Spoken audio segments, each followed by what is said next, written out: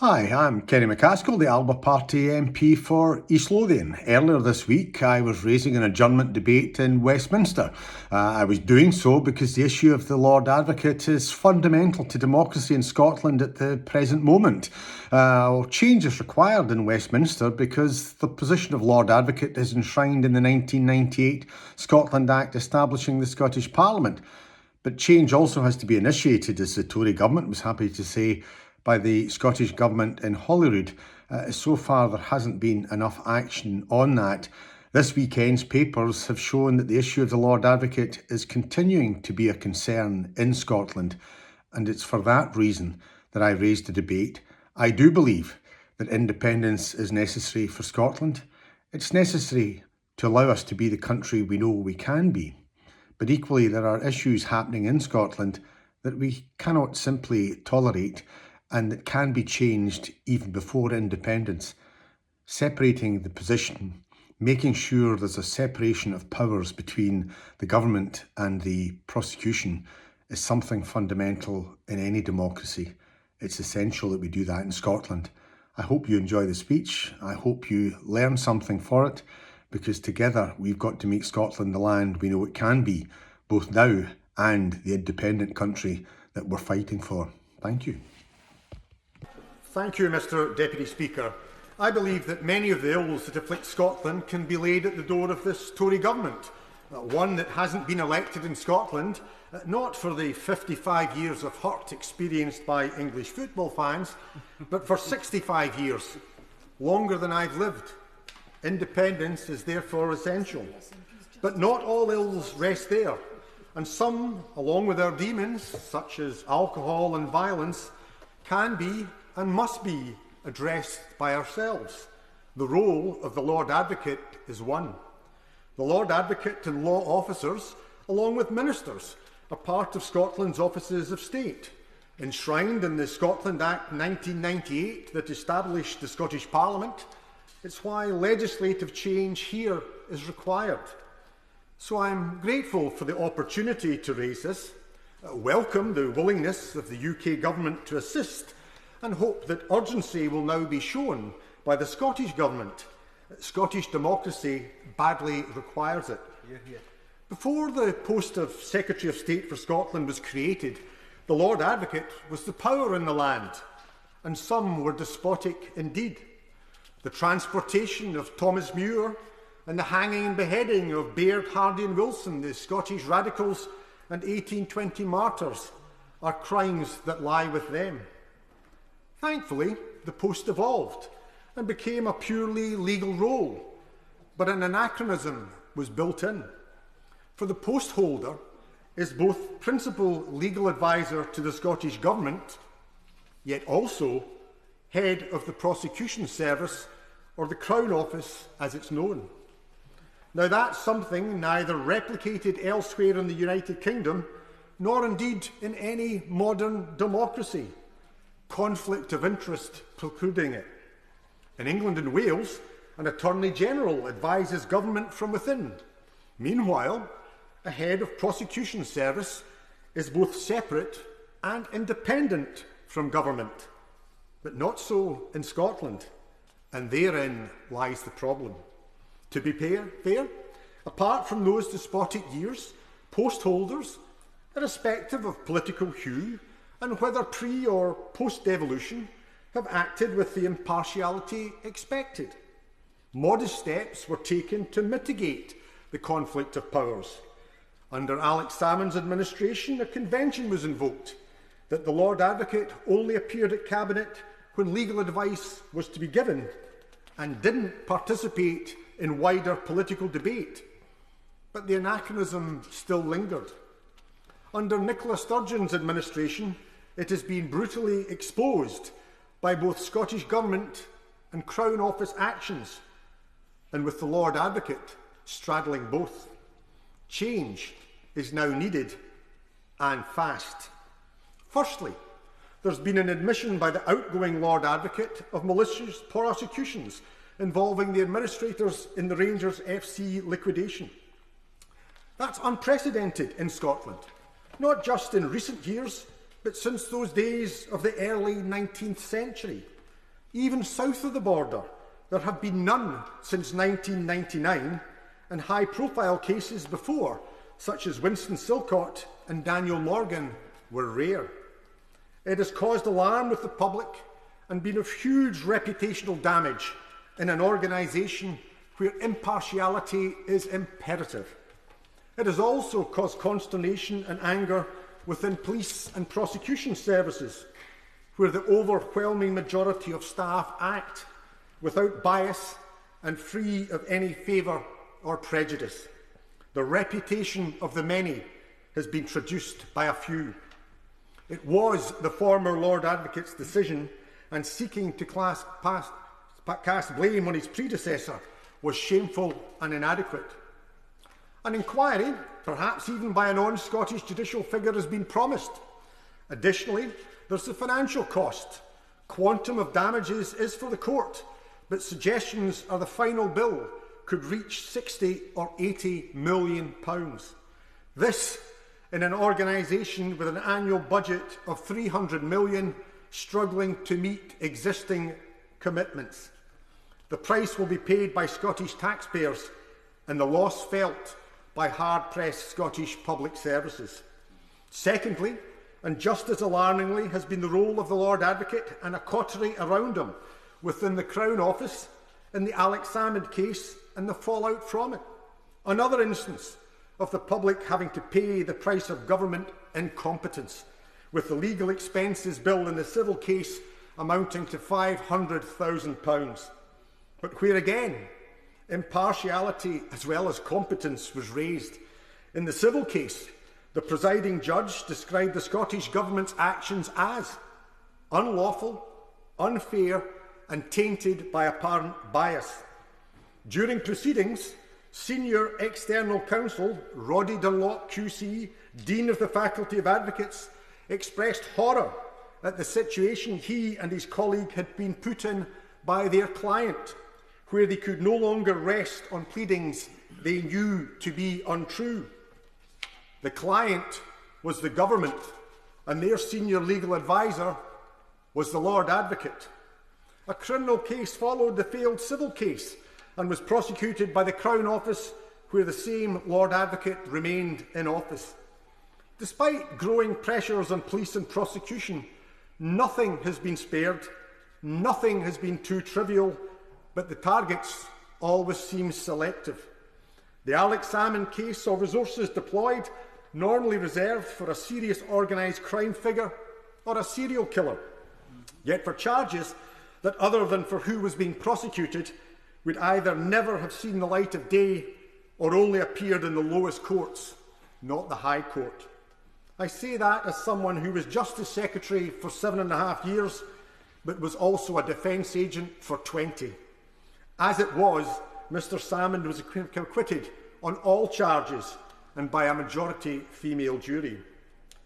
Now, it's standard practice in cases involving politicians that the Lord Advocate recuses himself from involvement in the consideration or prosecution of a case. And that was done here, with no direct involvement in the prosecution. But at the same time, he had been and was sitting on Scottish Government committees dealing with the civil case and where referral or prosecution was being actively sought and advised by the administration. Let's recall, a prosecution was sought by the Scottish Government as the actions of the Director of HR in contacting the police confirm. Many complainers, indeed most, were and remain at the heart of government or are officials or otherwise closely linked with the governing party. Prosecution was encouraged and pressed for by the Chief Executive of the governing party and who's the First Minister's husband. Chinese walls and recusal are entirely inadequate. In one role, the Lord Advocate was supporting a government pursuing prosecution. In another, he was denying it was anything to do with him. A separation of powers this certainly wasn't. When James Wolfe appeared before the Holyrood Committee considering the Salmond prosecution, he was frankly evasive and obfuscating. mirroring the actions of the Crown and Government in a lack of openness and transparency. There was neither contrition nor candour. Open government this certainly was not. And the fallout and the failures continued to reverberate. Following on from Alex Salmond's case has been that of Craig Murray, a writer and a former diplomat. Now, his conviction's under appeal at the Supreme Court. Accordingly, I refrain from commenting on specifics of the case. Instead, I restrict my remarks to the decision by the Crown to prosecute Mr Murray for jigsaw identification of complainers in the case. But why was he prosecuted when others weren't? In one case, certainly overtly, and in many others, much more flagrantly than by Mr Murray, but no action was taken against them. Moreover, there were publications which in any other case would have constituted a clear contempt of court, but that went without censure by the Crown. They included newspaper articles that were as prejudicial as I've ever seen. But they were supporting prosecution, whereas Mr Murray, though seeking to report factually, wasn't. It does seem that the Crown has one law for those supporting the government line and another for those who challenge it. By all means. I thank my honourable and learned friend for giving way. And I'd like to mention a case he'll be aware of journalist Mark Hurst, who was arrested and charged with threatening and abusive behaviour. However, when that case went before Sheriff Pasterson, he ruled that there was no case to answer, that Hurst had simply been giving his opinion of the situation within the SNP, and no more than that. There are also cases of police knocking on doors for single tweets, and others that are sub judice and where charges have yet to be brought. All of this is exerting a chilling effect on democracy in Scotland. And does he share my concern that even in the absence of any evidence of wrongdoing or malfeasance, any continued failure by the Scottish Government to address the separation of powers reinforces talk of deliberate and targeted harassment of individuals critical of the Scottish Government, its policies and its leadership, including its role in the Salmond affair? Absolutely. Justice, there's a clear perception of there being far from equanimity or indeed even balance by the Crown.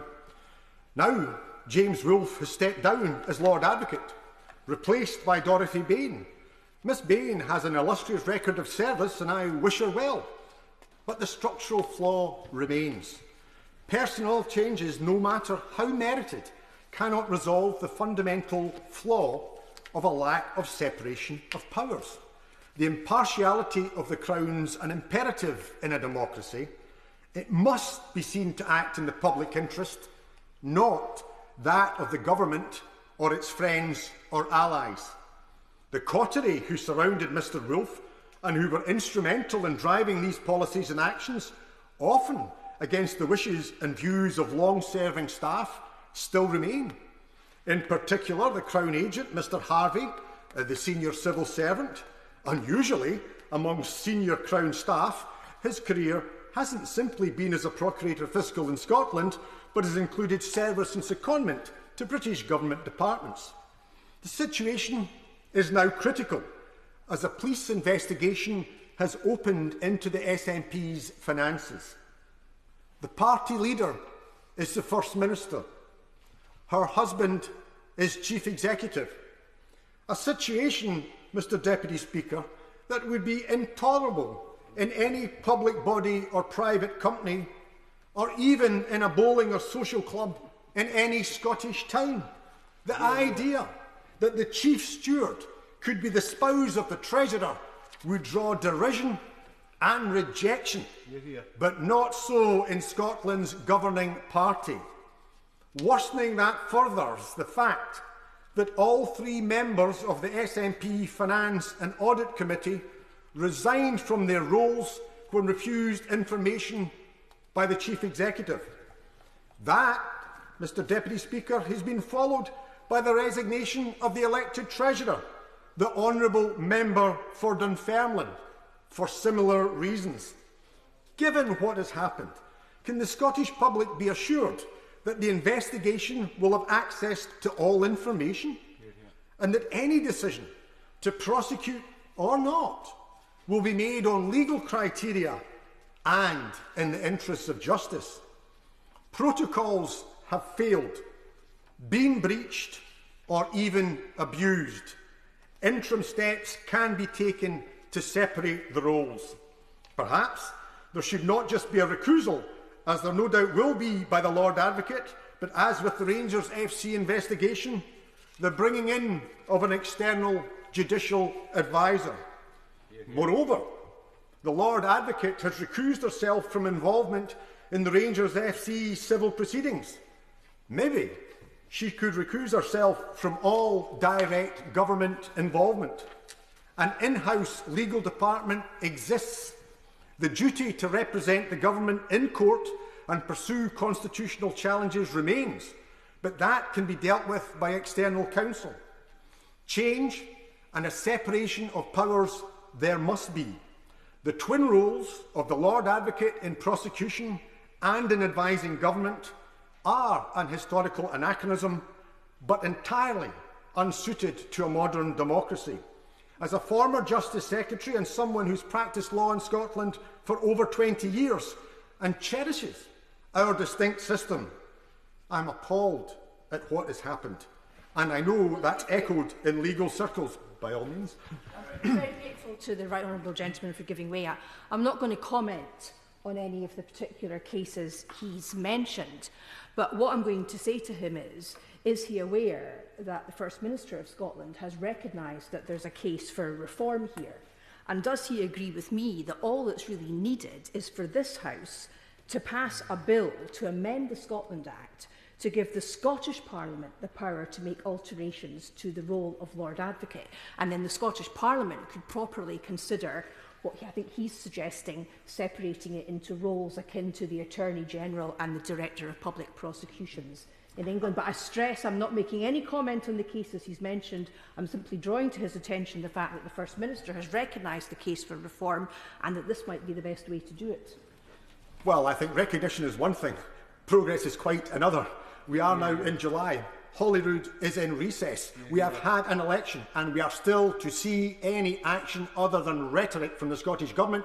It's entirely inadequate. But I do accept what the member says, that it should be for the Scottish Parliament to decide what the structure should be. It has to be a structure, I think, that will mirror most democracies south of the border or indeed elsewhere, but it should be for the Scottish Parliament, but they have to show greater willingness.